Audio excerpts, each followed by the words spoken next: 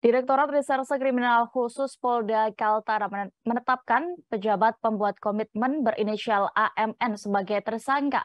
AMN terlibat kasus korupsi proyek revitalisasi saluran air Malinau Mansalong, Kabupaten Nunukan tahun anggaran 2021.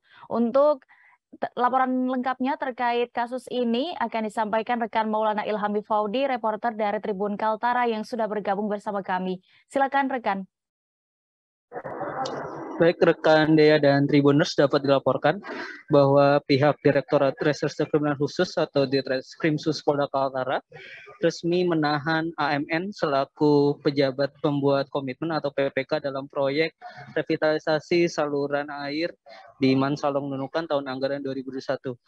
AMN diduga melakukan korupsi senilai Rp 4 miliar rupiah dari dana proyek dengan total anggaran 7 miliar rupiah. Proyek tersebut adalah proyek dari bagian penanggulangan ekonomi nasional atau PEN yang dimaksudkan sebagai proyek pemulihan ekonomi nasional di wilayah Nunukan khususnya untuk segmen padat karya.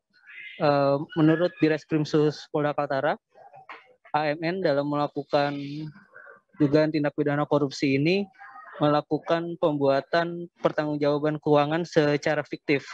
Artinya dia melakukan penggelapan pertanggungjawaban keuangan senilai 4 miliar rupiah. Seharusnya dana 4 miliar rupiah itu dibayarkan sebagai upah dari pekerja, namun atas perbuatan yang dilakukan oleh AMN, dirinya melakukan pembayaran secara fiktif sehingga dana tersebut tidak dibayarkan kepada upah pekerja.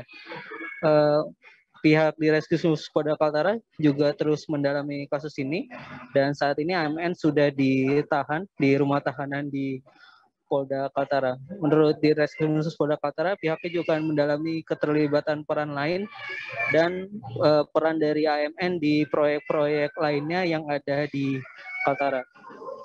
Sampai saat ini juga pihak Polda belum melakukan pemeriksaan terhadap Balai Pelaksana Jalan Nasional atau BPJN dan juga Satuan Kerja Pelaksana Jalan Nasional atau Satker PJN yang merupakan induk dari proyek ini.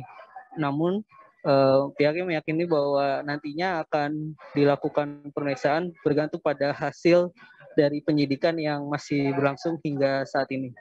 Demikian rekan dia laporannya. Baik. Kombes Pol Hendy F. Kurniawan terkait kasus ini yang sudah didapatkan rekan Faudi. Selengkapnya. Adanya dugaan tindak pidana korupsi senilai 4 miliar 68 juta dengan melakukan pembuatan dokumen-dokumen pertanggungjawaban fiktif. Jadi terhadap dugaan tindak pidana korupsi tersebut telah kita lakukan penyidikan dan kemarin 2 hari lalu kita lakukan proses penggeledahan.